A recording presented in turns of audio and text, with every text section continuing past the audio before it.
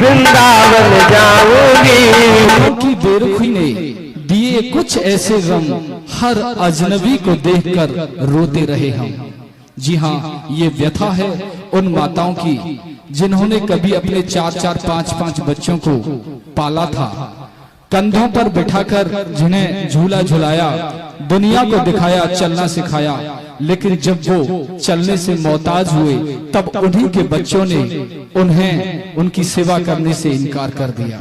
सोचो उस माँ के दिल पर क्या गुजरती होगी जब उनके अपने ही उनसे मुंह मोड़ लें, तो उन्हें किसका आसरा रह जाए। वो तो सिर्फ ईश्वर की ओर देखती हैं। जब मनुष्य थक जाता है तो वह सिर्फ और सिर्फ प्रभु को पुकारता है और वो चली आती हैं श्रीधाम वृंदावन में। लेकिन वृंदावन में भी तो कुछ होना चाहिए। ऐसे ही परम पूज्य जो संत होते हैं, कहते हैं कि संतों का हृदय बहुत जल्दी द्रवित हो जाता है। संतों की कोई उम्र नहीं होती। परम पूज्य सद्गुरुदेव जो कि आज हमारे बीच में विराजमान हैं, जिन्होंने उन माताओं की व्यथा को समझा, और अनेक ऐसी मीरा, अनेक ऐसी राधा जो अपने कान्हा को खोजते हुए श्रीधाम वृंदावन में आती हैं, उनके लिए एक बहुत ही सुंदर सा लक्ष्य बनाया, एक सुंदर सा बीड़ा उठाया और निर्माण कर दिया श्री गौरी गोपाल सेवा संस्थान श्रीधाम वृंदावन का। आप सभी के सहयोग से ये संस्था दिन रात तरक्की कर रही है और बढ़ रही है। ये आप जैसे दानवीर भामाशाहों के द्वारा दी गई अनमोल संपत्ति का ही ये प्रताप है कि परम पूज्य गुरुदेव के वाक्यों से प्रभावित होकर आज अनेक लोग न सिर्फ प्रेरणा ले रहे हैं, अपितु अपने घरों में अपनी माता एवं श्रीधाम वृंदावन के श्री गौरी गोपाल सेवा संस्थान को अपनी सेवा राशि समर्पित कर रहे हैं। उन दानवीर भामाशाहों के लिए एक बार जोरदार तालियों से अभिनंदन। एवं एक और खुशी की बात है कि हमारे नटवर नंद किशोर मुरली मनोहर माखनचोर की नगरी में एक बार पुनः परम पूज्य गुरुदेव श्री अनिरुद्धाचार्य जी महाराज की मुखार बिंद से श्रीमद् भागवत कथा का रसपान कराया जाएगा। ठीक 18 अगस्त से 24 अगस्त 2019 तक, 24 ही नहीं अब तो 84 कोस की परिक्रमा का भी व्यवस्था है। और वो परिक्रमा जो लोग अपने पांव से नहीं दे सकते, परम पूज्य गुरुदेव ने उनके लिए वाहनों की भी व्यवस्था की है। एवं जो महान भाव वहां पर विराजमान होंगे, यानी कि एसी रूम का खर्च मात्र 8,000 रुपए है, जिसमें आवास भी है, भोजन भी है, एवं बिना एसी जो नॉन एसी कमरा है उसके मात्र 6,000 रुपए है, जिसमें आवास, भोजन सब कुछ है। साथ ही स्थान आपको बता दें, राधे श्याम आश्रम श्रीधाम वृंदावन। तो फिर आना ना भूलें। ठीक 18 अगस्त से 24 अगस्त 2019 को परम पूज्य गुरुदेव श्री अनिरुद्धाचार्य महाराज की मुखार बिंद से श्रीमद् भागवत कथा का रसपान श्रीधाम वृंदावन में। आइए चलते हैं अब हम परम पूज्य गुरुदेव की अमृतमयी वाणी की ओर, तृतीय दिवस की पावन कथा में, जहां पर आज आनंद ही आनंद बरसने वाला है। जोरदार जयकारे के साथ बोलिए बांके बिहारी लाल की, श्री राधा रानी सरकार की जय। जय श्री राधे श्याम।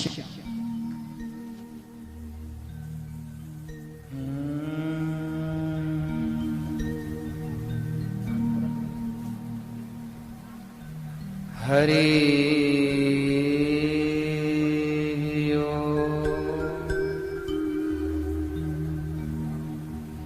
श्री गणेशाय नमः।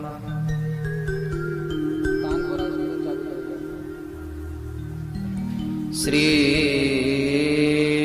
गुरु चरण कमलेभ्यो नमः। मातृ पितृ चरण कमलेभ्यो नमः। श्री गुरु चरण कमलेभ्यो नमः। ध्येयं सदा परिभवग्नमभीष्टदोहम् तीर्थास्पदं शिवविरिञ्चिनुतं शरण्यम्। ब्रत्यार्तिहं प्रणतिपाल भवाब्धिपोतं वंदे महापुरुष ते चरणारविंदम। गुरुर्ब्रह्मा गुरुर्विष्णुः गुरुर्देवो महेश्वरः, गुरु साक्षात् परब्रह्मा तस्मै श्री गुरुवे नमः। लक्ष्मीनाथ समारंभां नाथयामुनमध्यमाम् अस्मदाचार्यपर्यन्तां वन्दे गुरु परम्पराम्।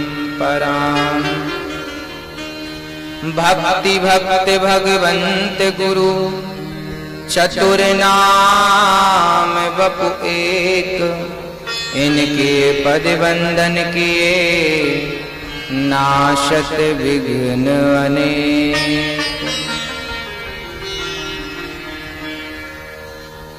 आए हो तो प्रेम से लो हरि का नाम, सब भक्तों को अनिरुद्ध की जय जय राधे श्याम। जय जय राधे श्याम, जय जय राधे श्याम, जय जय सीताराम। आइए बड़े प्रेम से भगवान नाम संकीर्तन करते हुए वाणी को पवित्र करते हैं।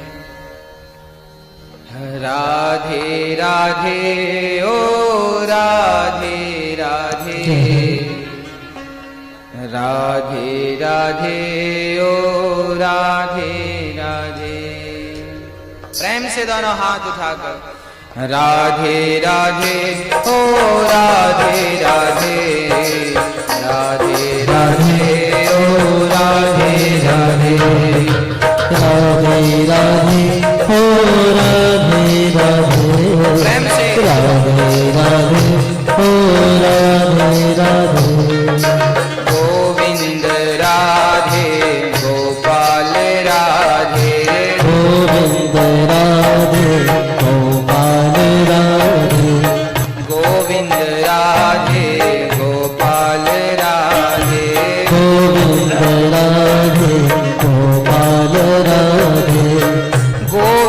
राधे गोपाल राधे, गोविंद राधे गोपाल राधे, गोविंद राधे गोपाल राधे, गोविंद राधे गोपाल राधे, गोविंद राधे गोपाल राधे, गोविंद राधे गोपाल राधे, गोविंद राधे गोपाल राधे, गोविंद राधे गोपाल राधे, गोविंद राधे गोपाल राधे, ओ गोविंद राधे गोपाल राधे, गोविंद राधे गोपाल राधे, गोविंद राधे गोपाल राधे, गोविंद राधे गोपाल राधे, राधे राधे ओ राधे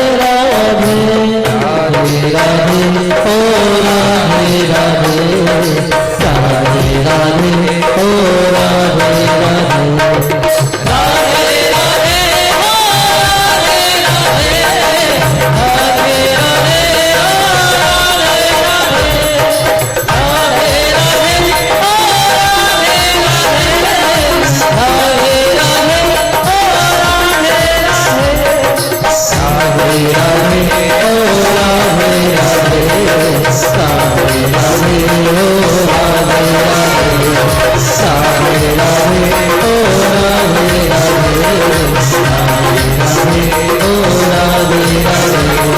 राधे राधे ओ राधे राधे, राधे राधे ओ राधे। बोलिए भक्त वत्सल भगवान की जय हो, मोर मुकुट बंसी वाले की जय हो, जय जय श्री राधे श्याम। परम मंगलमय परात्पर अखिलेश्वर अखिल ब्रह्मांड नायक परात्पर परब्रह्म भगवान श्री कृष्ण की वांगमय प्रतिमूर्ति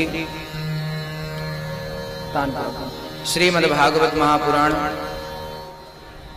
दूर दूर से आई हमारी माताएं बहनें श्रोतागण भक्तगण साधना टीवी के माध्यम से इस कथा का घर में बैठ करके रसपान रसास्वादन करने वाले भक्त सभी लोगों से जय श्री कृष्णा, राधे राधे। भगवान की पावन चर्चा को श्रवण करते हुए आज हम तृतीय दिवस के सत्र में प्रवेश करेंगे। कल हम सभी ने परीक्षित की कथा श्रवण की। 7 दिवस में मरने का श्राप लगा। बालवान की पवित्र धारा पर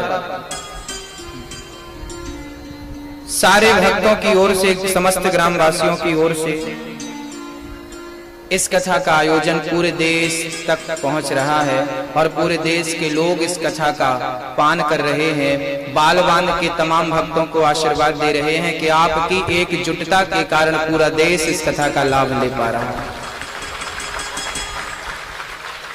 हाँ, आपके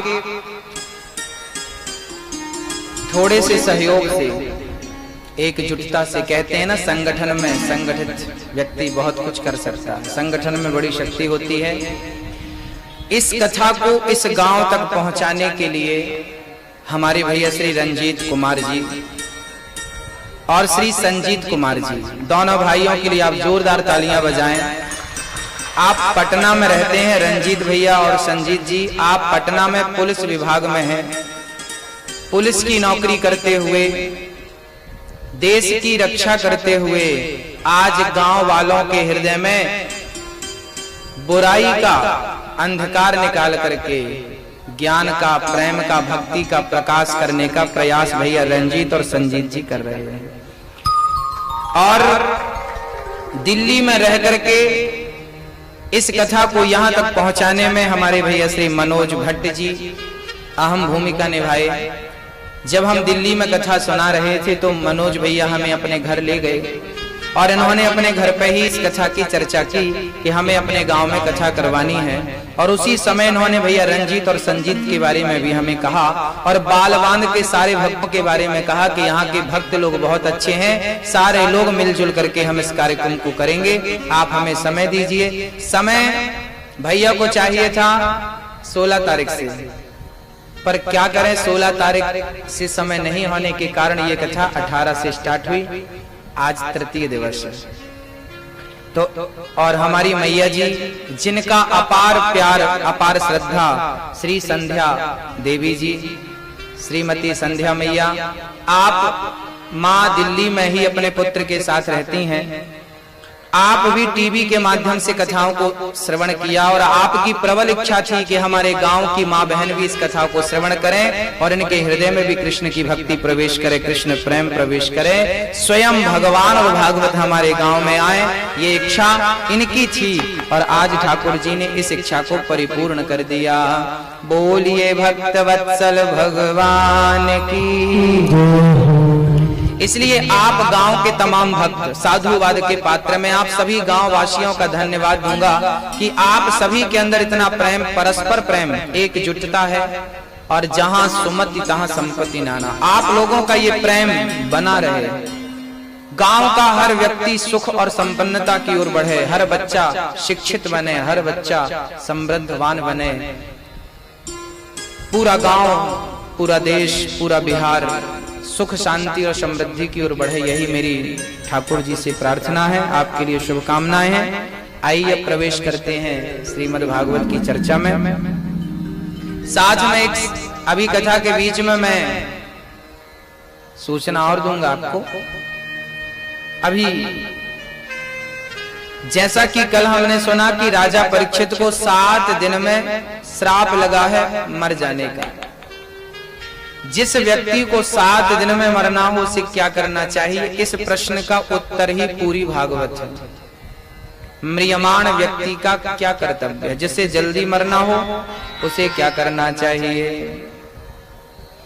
तो जिसे जल्दी मरना हो, वैसे हम सभी को जल्दी मरना है। गई बहुत थोड़ी रही नारायण अवचेत, काल चिरैया चुग रही निस्दिन आयु खेत, बहुत गई थोड़ी बची। हम सभी को जल्दी मरना है। अच्छा, आप लोगों को क्या लगता है? आप लोग, हम सभी लोग जल्दी मरेंगे ना? बताइए, जिंदगी कितनी है? अधिक से अधिक 100 साल, और आजकल तो 100 तक पहुंचना भी बड़ा मुश्किल है। और 100 के बाद कोई जिंदा रह जाए तो फिर वो तो अभिशाप है। 100 के बाद कोई जिंदा रह जाए ना तो घरवाली प्रार्थना करने लगते, भगवान उठा लो। एक जगह हम गए तो एक मैया बोली, गुरुजी ऐसा आशीर्वाद दो कि हमारी सास चली जाए। हमने कहा हमारे पास ऐसा कोई आशीर्वाद नहीं है। बोले ऐसी बात है कि 100 साल की हो गई, मरती नहीं। तो ज्यादा जीना भी अच्छा नहीं है मेरी माँ, इसलिए थोड़ा सा जियो, अच्छा जियो। बहुत जिंदा रहकर भी, बहुत जीकर भी कुछ नहीं किया, उससे बेहतर है कम जीकर कुछ कर लो। ये जिंदगी बहुत थोड़ी है, कब श्वास रुक जाए, कब दिया बुझ जाए, कोई नहीं जानता। सुखदेव जी कहते हैं, राजन आपने बड़ा उत्तम प्रश्न किया। वरीयाने सते प्रश्न क्रतो लोकहितं नृपा आत्मविद् सम्मतः पुंसां श्रोतव्या दिशु यः परः। आप सभी, सुखदेव जी कहते हैं, राजन आपने जो प्रश्न किया है ये जन कल्याण के लिए बड़ा उत्तम प्रश्न है। मनुष्य का, जिस व्यक्ति को जल्दी मरना हो, उसे क्या करना चाहिए? सुखदेव जी कहते हैं, श्वास श्वास में हरि भजो, वृथा श्वास मत खोय, ना जाने से श्वास का आवन हो या न हो। पता नहीं श्वास गई है वापस आती है कि नहीं, भरोसा है? श्वास कोई नहीं जानता कि किसी की श्वास आखिरी। याद रखना, भगवान के घर से किसी को उम्र नहीं मिलती, भगवान के घर से सबको श्वास मिलती है गिनती की। आपने ले ली, खत्म, जाइए, छुट्टी। उन श्वासों का सदुपयोग करना सीख लीजिए, उन श्वासों को सही जगह पर खर्च करना सीख लीजिए। सुखदेव जी कहते हैं, जिसे जल्दी मरना हो उसे अपनी नींद कम करनी चाहिए। क्या करना चाहिए मेरी माँ? कम सोना चाहिए, ज्यादा मत सोइए। उठ जाग मुसाफिर भोर भई, अब रैन कहां तू सोबत। जागिए, बहुत सो लिया, अब तो जागो। कई लोगों को आपने देखा होगा, दिन भर सोते हैं, रात में सोते हैं, फिर दिन में भी सोते हैं। यहां सोने के लिए आए हो, अकर्मण्य होके मत बैठो। मैं देखता हूं बिहार में बहुत सारे लोग फ्री होते हैं, पंचायत करते रहते, चबूतरे में बैठ जाते हैं, कोई काम नहीं, पंचायत। क्यों? आपके पास समय बहुत है, क्योंकि आपने अपने समय का कोई उपयोग नहीं किया, क्योंकि आप कर्म करना नहीं जानते। हमारे भारत में आपने देखा होगा, लोग कहते हैं नौकरी नहीं मिल रही है, बेरोजगारी है, बेरोजगारी है, नौकरी नहीं है, क्या करें, सरकार काम नहीं दे रही है। याद रखना मेरी माँ, याद रखना मेरे भाइयों, हर काम सरकार का नहीं होता, कुछ काम पब्लिक का भी होता है, आपका और हमारा भी होता है। मैं एक छोटा सा उदाहरण देता हूं आपको। भगवान श्री कृष्ण कहते हैं, कर्मण्येवाधिकारस्ते मां फलेषु कदाचन। जवान लड़का घर पे बैठा है, पढ़ लिख कर घर पे बैठा है, ये दुर्भाग्य है। तुम कर्म कब करोगे? 2 पैसे कब कमाओगे? 2 पैसे कमाकर अपने परिवार का भरण पोषण कब करोगे और कब करना सीखोगे? कब तक रोते रहोगे कि नौकरी नहीं मिल रही? कब तक? किसके नाम पे आंसू बहा रहे हो? शिकायत किससे कर रहे हो? हमारे भारत के बाजू में एक देश है जिसे चाइना कहते हैं, चीन। हमसे ज्यादा आबादी चाइना की है, हमसे ज्यादा जनसंख्या चाइना की है, फिर भी वो हमसे सुखी है, समृद्धवान है। आपके घर पे झांक कर देखिएगा, 10 सामान यदि घर पे पड़े होंगे तो 10 में से 8 सामान चाइना का होगा। आपके घर की बात कर रहा हूं। हिंदुस्तान का ऐसा कोई घर बाकी नहीं होगा जिस घर में चाइना का सामान आपको मिल ना जाए। क्यों? हमें हर चीज खरीदने की क्यों जरूरत पड़ी? हम भारत के लोगों की प्रॉब्लम क्या है? हम खरीद के काम चलाते हैं, वो चीज डेवलप नहीं करते, बनाते नहीं। सोचिए कि दीपावली में सजाने की जो लड़ियां आती हैं ना लाइट की, वो तक हम चाइना से खरीदते हैं। सोचिए भारत का ये दुर्भाग्य है कि हम छोटी छोटी चीजें भी नहीं बना पाते। क्यों नहीं बना पाते? क्योंकि भारत के लोगों को नौकरी चाहिए ना। यहाँ नौकरी करना है, नौकर बनना है, यहाँ बिजनेस कोई करना नहीं चाहता। आज बिहार पीछे क्यों है? बिहार के पीछे रहने का मात्र एक ही कारण है, आज बच्चे, माँ बाप बच्चों को पता है दिमाग सेट क्या करते हैं, बेटा तुम्हें पढ़ लिख के नौकरी करना है, सरकारी नौकरी करना। बच्चे को बचपन से माँ बाप यही सिखाते हैं कि तुम्हें नौकरी करना है, तुम्हें नौकरी करना है, तुम्हें नौकरी करना है। अरे भाई आपने सेट कर दिया है कि नौकरी ही करना है। अरे नौकरी क्यों करना है? बिजनेस क्यों नहीं करना? नौकर क्यों बनना है? मालिक क्यों नहीं बनना? ये बताइए। 50,000 रुपए यदि आप कमाते हैं किसी की नौकरी करके, तो भले 50,000 और 1 लाख कमाते हैं, कहलाएंगे तो नौकर ही ना। तो बड़ा नौकर बनने से अच्छा छोटा मालिक बन जाओ। व्यापार क्यों नहीं करते बिहार के लोग? बिजनेस क्यों नहीं करते बिहार के लोग? कब अपनी सोच बदलोगे? कब घर पे खटिया तोड़ना बंद करोगे? कब काम करोगे? और अपना गांव छोड़ के जाने की जरूरत नहीं है, अपना शहर छोड़ के जाने की जरूरत नहीं है। अपने गांव में, अपने शहर में कुछ ऐसा करिए कि और लोगों को आप रोजगार दीजिए, रोजगार देना सीखिए, ना कि रोजगार के लिए झोली फैलाना सीखिए। झोली मत फैलाइए किसी के सामने, हमें नौकरी दो। आप कहते हैं ना मैं बहुत पढ़ा लिखा हूं महाराज जी, मुझे नौकरी चाहिए। कितने की? बोले 25,000 की नौकरी मिल जाए, 50,000 की नौकरी मिल जाए। अरे 50,000 की नौकरी आप क्यों चाहते हैं? अपने आप को इतना सक्षम बनाइए कि आप 50,000 की नौकरियां 50 बांट दें, 50 लोग आपके घर नौकरी पे हों और वो भी 50,000 के नौकर आपके घर पे हों। इतना महान, जब देखिए व्यक्ति महान तब बनता है जब सोच बड़ी करता है। समझ रहे हैं मेरे भाई, मेरे दोस्त, नौजवान भाई मेरी तरफ देखेंगे और ध्यान पूर्वक सुनेंगे।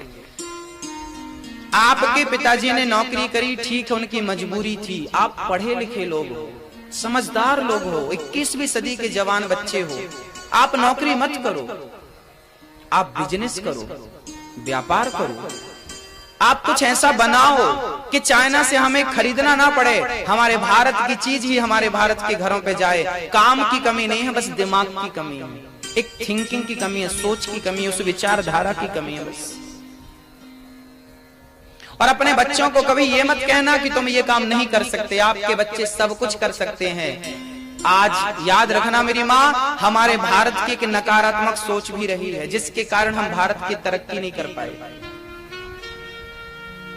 सोच क्या थी हमारे भारत की? हमारे भारत की सोच यह है कि यदि बेटा कुछ करने जाता है ना तो माँ बाप कहते हैं, पड़ोसी कहते हैं, नहीं नहीं बेटा तुम ये नहीं कर पाओगे, तुमसे ये नहीं होगा। बताओ कहते हैं कि नहीं? आप कुछ करने जाते हैं तो आपके रिश्तेदार, आपके पड़ोसी, आपके माँ बाप ये कहते हैं कि नहीं बेटा तुम नहीं कर पाओगे, तुमसे नहीं होगा। हाँ या ना? हाँ कहते हैं। भारत के लोगों की यही गलती है, ये स्वयं कुछ करते नहीं और कोई कुछ करता है तो करने देते नहीं, कहते हैं तुमसे हो नहीं पाएगा। अरे ये तो बताओ कि क्या नहीं हो पाएगा? आप क्या नहीं कर पाएंगे? आप चांद तक चले गए, आप समुद्र की गहराई नाप चुके, आप एवरेस्ट की चोटी चढ़ गए, क्या नहीं कर पाएंगे? क्या बचा है जो आपने किया नहीं? सब कर पाएंगे। Nothing is impossible, everything is possible. क्या संभव है आपके लिए? बताइए, बाल बांध का नौजवान मेरा भाई क्या नहीं कर सकता? बताइए आप क्या नहीं कर सकते? सब कुछ कर सकते हैं, केवल मनोबल बढ़ाने की देर है। बच्चों को कभी ये मत कहना कि तुम ये नहीं कर पाओगे। यदि वो कुछ करते हैं तो माँ बाप का फर्ज है कि वो उसका सपोर्ट करें, ना कि नेगेटिव सोचे, नकारात्मक सोच रखें। तो आज से हम आपसे निवेदन करते हैं कि अपनी विचारधारा बदलिए, अपने आप को बदलिए, अपनी सोच बदलिए, तरक्की करिए। भारत को आपकी जरूरत है, आप जैसे नौजवान दोस्तों की जरूरत है, आप जैसे कार्यकर्ताओं की जरूरत है, जो आप ये मत सोचिए कि मैं कुछ कर रहा हूं तो मैं अपने लिए कर रहा हूं या अपने परिवार के लिए। आप ये सोचिए मैं जो कुछ करूंगा अपने भारत देश के लिए करूंगा, अपने वतन के लिए करूंगा, अपने देश के लिए करिए और देश को, भारत को समृद्धवान बनाइए। हमें उस दिन का इंतजार है जब चाइना की कोई चीज हमें खरीदनी नहीं पड़ेगी, सारी चीज हमारे भारत में होगी। लघु उद्योग बहुत करिए ना, काम करिए। अर्जुन को भगवान ने कर्म करना सिखाया, कर्मण्येवाधिकारस्ते मा फलेषु कदाचन। कर्म कर। अर्जुन गांडीव छोड़कर जाने लगे, मैं नहीं करूंगा युद्ध, मेरे गुरुजन पिताजन खड़े हैं सामने, आदरणीय खड़े हैं, मैं नहीं कर पाऊंगा युद्ध। भगवान ने अर्जुन को, भागते अर्जुन को थामा।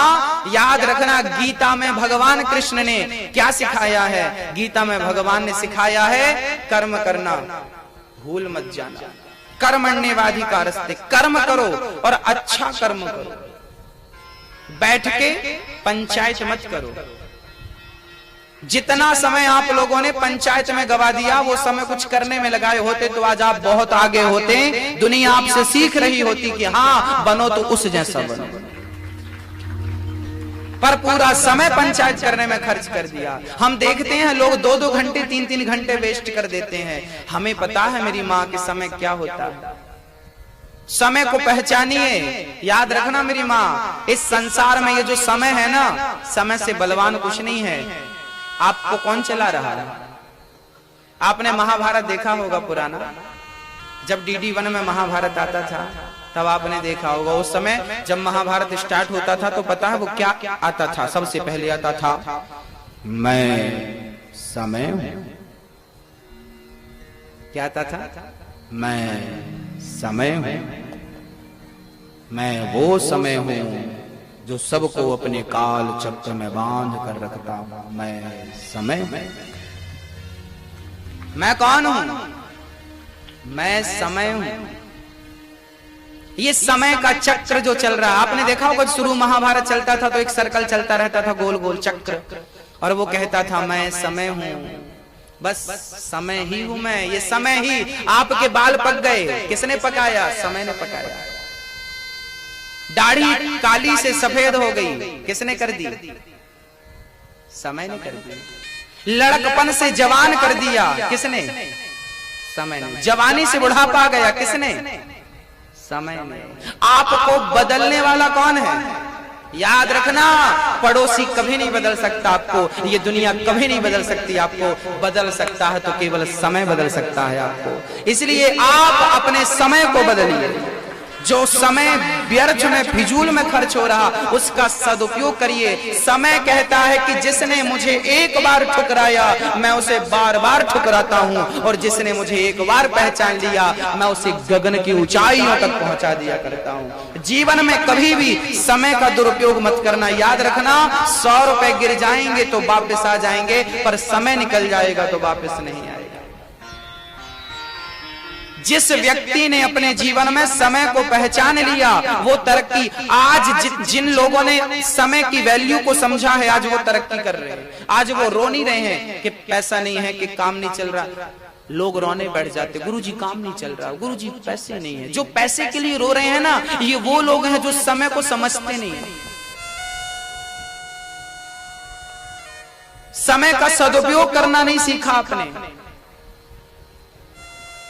दो घंटे पंचायत करते हैं, ना रामचरितमानस पढ़ते हैं, ना कीर्तन करते हैं, ना गीता पढ़ते हैं। जब तक आप अपनी संस्कृति, अपने संस्कारों को नहीं जानेंगे तब तक आप सुखी कैसे होंगे। याद रखना मेरी माँ, पैसों से आप लोग चाहते हैं ना, पैसा है तो सब कुछ है ना, ये थिंकिंग भी गलत है। पैसा है तो सब कुछ है, ये बिल्कुल गलत बात है। हाँ, पैसा बहुत कुछ हो सकता है, पैसा सब कुछ नहीं हो सकता। चलिए मैं आपको एक उदाहरण देता हूं। एक तरफ पैसा रखा हो और दूसरी तरफ आपका स्वस्थ शरीर हो।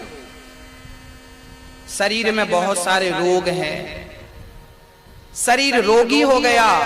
एक तरफ रोगी शरीर है, एक तरफ पैसा है और एक तरफ स्वस्थ शरीर है। आप बताइए पैसे को पसंद करेंगे या स्वस्थ शरीर को चाहेंगे? आपसे पूछ रहा हूं जो पैसों के लिए रोते हैं, बताइए क्या चाहिए आपको? Thanks for my watching video.